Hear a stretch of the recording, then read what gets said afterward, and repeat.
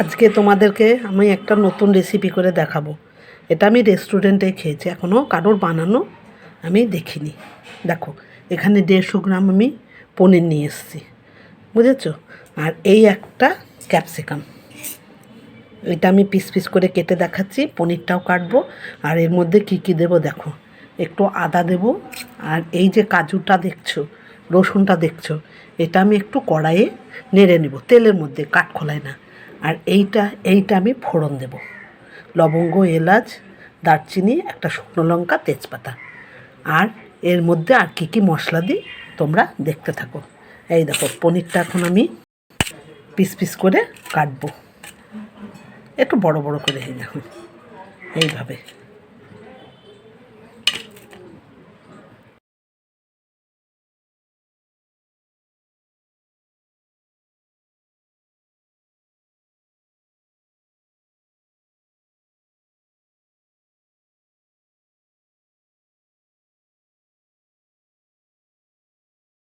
একটা বড় সাইজের টমেটো এর মধ্যে দেব। এই দেখো, কেটে নিয়ে এসে দেখাচ্ছি। এই দেখো, আমার ক্যাপসিকাম আর টমেটোটা কাটা হয়ে গেছে। এইভাবে আমি কেটে নিয়েছি। এইবার চলো কড়াইয়ের কাছে চলে যাই।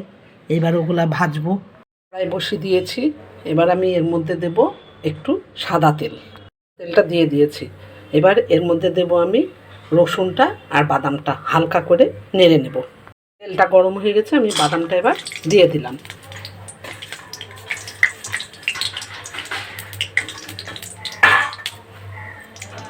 এরকম রসুনটাও দিয়ে দিলাম। এবার আমি নেড়ে চেড়ে এটাকে তুলে নেব। নেড়ে চেড়ে এটাকে তুলে নেব। রসুন আর বাদামটা আমার একটু নেড়ে নিলাম। এটা আমি শিলনোড়ায় বেটে নিয়ে আসবো। এর মধ্যে এবার আমি শুকনো লঙ্কা, তেজপাতা আর লবঙ্গ, এলাচ, দারচিনি ফোড়ন দিয়ে, শুকনো লঙ্কা, লবঙ্গ, এলাচ, দারচিনি এটা আমি ফোড়ন দিয়ে দিলাম। একটু ভুল হয়ে গেল, পনিরটাকে আগে আমার নেড়ে নিতে যাক। এর মধ্যে পনিরটা দিয়ে দিচ্ছি। পনিরটা দিয়ে দিলাম, একটু হালকা নেড়ে আমি তুলে নেব।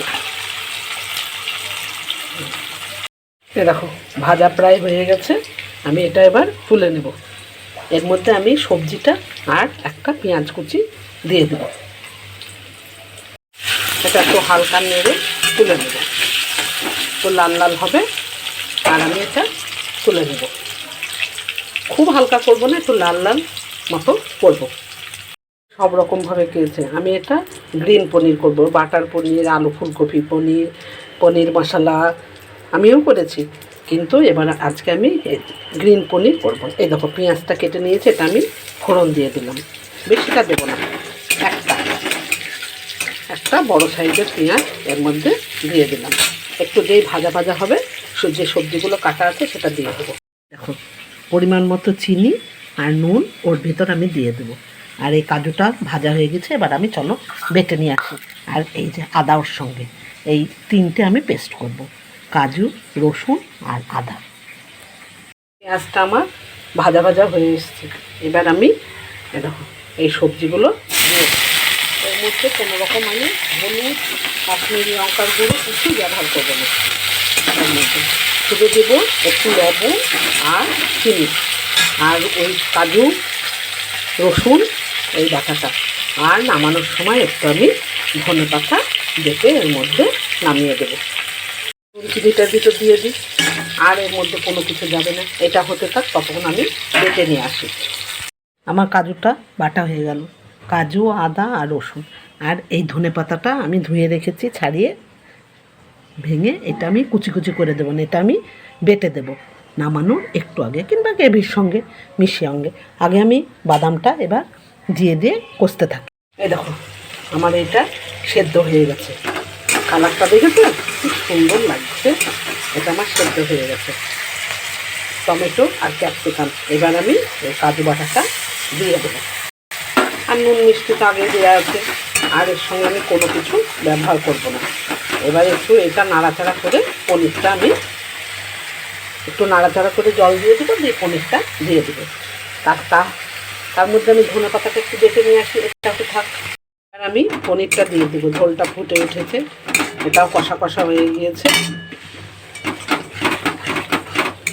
এবার আমি পনিরটা দিয়ে দেবো।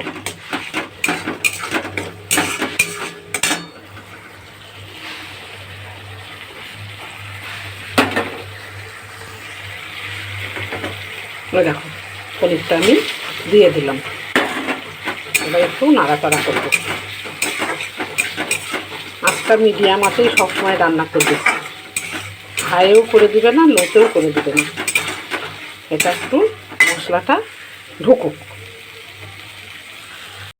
এবার আমি ধনেপাতাটা দিয়ে দেবো এর ভেতর।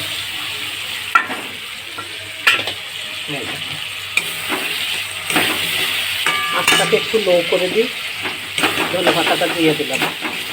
এর মধ্যে একটু আমি জল ব্যবহার করব, বাটি ধোয়া জলটা। আমার গ্রিন পনির, এর মধ্যে একটু বাটার দেবো, আর বাটার পনির মশলাটা একটু নামানোর আগে একটু দিয়ে দেবো। আর দিয়ে দিলাম, আর হচ্ছে তোমার একটু বাটার মশলা দিয়ে দিলাম। এবার আমি নামিয়ে নেব। আমার কমপ্লিট হয়ে গেল। আর আমি কিচ্ছু করবো না, নামিয়ে বা ঢাকা দিয়ে রেখে দেবো। রান্নাটা রেডি, গ্রিন পনির রেডি। তাহলে সব রকমই মশলা পড়লো, কিন্তু একটাই, সেটা হচ্ছে আমি ধনেপাতা দিয়ে এটা নামালাম।